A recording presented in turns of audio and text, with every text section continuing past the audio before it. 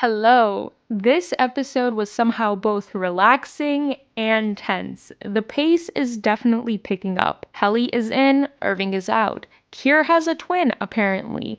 What does this mean for MDR, for Irving, and for Helly? So without further ado, let's get into it. The episode opens with Irving waking up in the middle of a frozen lake, confused, wearing a heavy coat. Ahead of him, Mark calls out from a cliff. As Irving stumbles forward, he runs into Helly, then Dylan, who immediately freaks out over the fact that they're outside. But before they can process the insanity of it all, a TV appears, playing a welcome video from Milchik. It turns out this is not freedom at all, but a Lumon-sanctioned retreat, ORTBO, the Outdoor Retreat and Team Building Occurrence. MDR is spending 2 days in the Eagan National Forest, named after a mysterious, never-before-mentioned twin brother of Kier. Milchik also tells them their task is to find Scissor Cave, the supposed birthplace of Kier's victory over the Four Tempers. As the team walks through the woods, they start seeing something eerie. Doppelgangers who are helping them along the way and pointing them in the right direction. They eventually reach a cave where they discover Appendix 4, a book supposedly dictated by Kier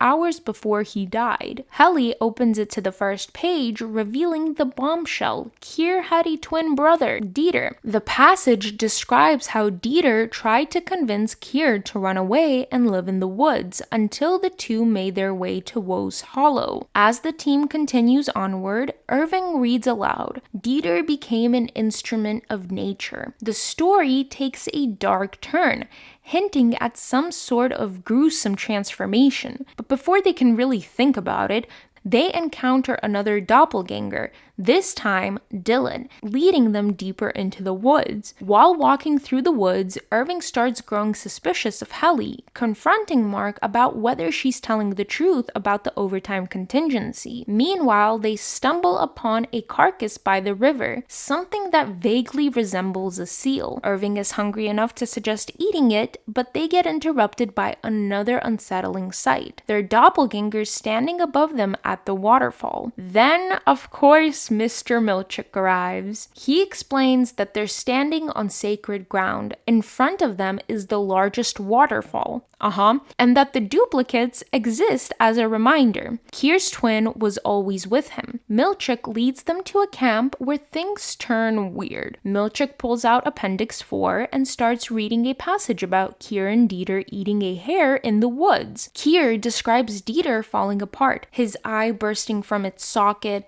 his scalp turning to moss, pus thickening into sap. The MDR crew is horrified, but Milchik cheerfully shows them an illustration of Woe, the first of the Four Tempers, depicted as a sort of skeletal zombie bride. Helly, unable to hold it anymore, laughs.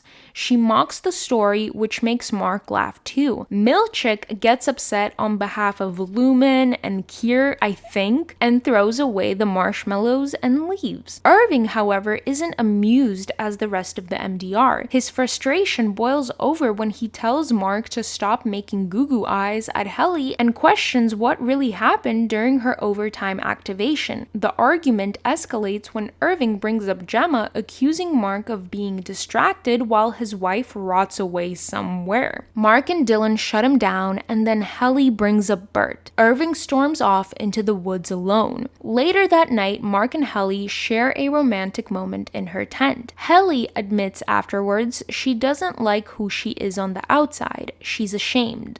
But when Mark asks for more details, she hesitates. Just as he reassures her that he doesn't care who she is, his reintegration kicks in. In a flicker, Helly's face shifts into Gemma's. Meanwhile, Irving, now deep in the forest, loses his only source of light and walks towards a rock where he falls asleep. In his dream, he finds something terrifying. MDR desks covered in insects standing on the ground like some kind of ruin.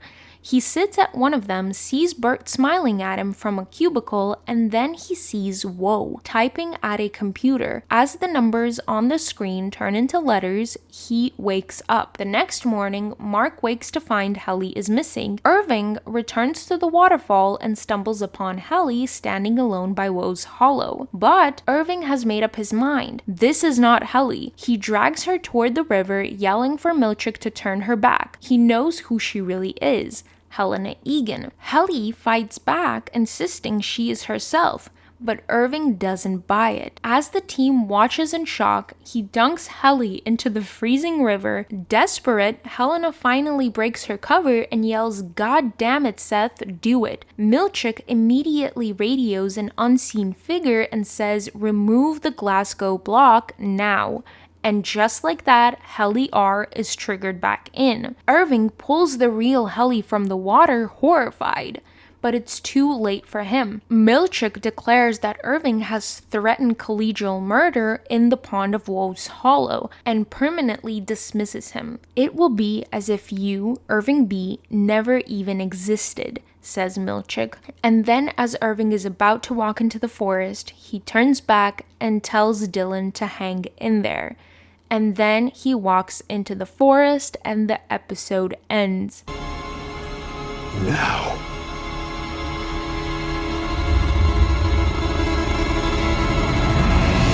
Now this episode completely flips everything we thought we knew. Helena was pretending the whole time, which we were guessing about, but this brings up more questions than answers.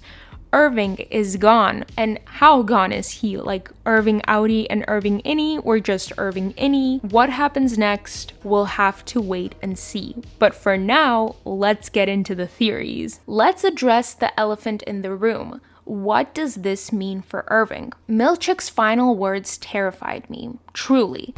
It will be as if you, Irving B., never even existed. That was extremely ominous. So what actually happens to him now? Does he return to his outie life as if nothing ever happened? Or does he end up somewhere worse like the testing floor or the exports hall? And here's something else.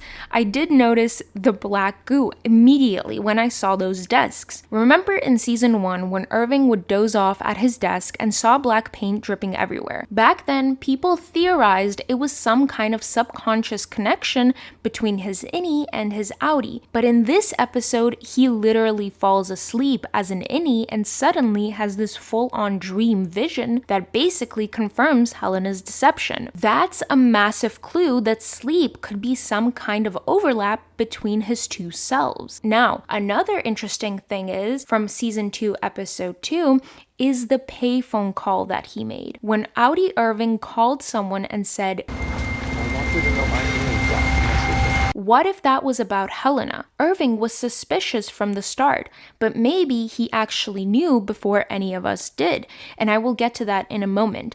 Maybe he received a message somehow from his outie self that confirmed what his gut was already telling him. Now, I did say maybe he knew before any of us did. In the season 1 finale, we see Irving having a stack of paper of Lumon's employees, but we don't see the full stack. Did outie Irving and then innie Irving know all along that Helly was actually Helena Eagan? So many questions and so little answers. Now, what does this all mean for Helly? She is back. That's the big question. Was that moment in the river a permanent switch, or did we just get a few seconds of her before Helena takes control again? And if she is back for good, how does MDR trust her again? How do they know she's not still playing them? And now we're in this weird space where we're going to have to constantly guess who's in control at any given moment. Is it Helly? Is it Helena? Will Helena try to manipulate the innies into trusting her again? Another thing I wanted to mention, and this just randomly came to me during episode 4, I mentioned in my previous video, why hasn't Helly, stopped Mark from finding Miss Casey? We know Cobell and Milchick were desperate to keep him away from her, but if Helly really wanted to protect Lumon's secrets, wouldn't she have intervened? This leads me to think of this wild theory. Maybe, just maybe, she didn't want to stop him. Maybe she wanted Mark to fall fall for her so that he could move on from Miss Casey. Or maybe she's lonely as an outie and she actually feels a connection to the MDR team. Maybe she wasn't stopping Mark because she wanted him to choose her in a way. Let me know what you guys think in the comments below, because for the past 4 episodes, she has yet to stop him. And now we move on to probably the most wildest thing in this episode, is that Kier had a twin. Now, if we're taking the 4th appendix as fact, Kier had a twin brother named Dieter, a brother who tried to convince him to run away from the Eagan Empire and live in the woods. But let's be real for a second, okay? How much of that story is actually true? And honestly, this whole chapter sounds like a fairy tale, and it wouldn't be the first time Lumon exaggerated or straight up fabricated the divine history of Kier. So I am extremely skeptical about that twin brother of his. But if any of this is true, it raises a huge question. What happened to Dieter? And I'm not talking about the whole eye popping out of the socket and moss covering the body, because it really sounds like the process of decomposition. How did it lead up to this?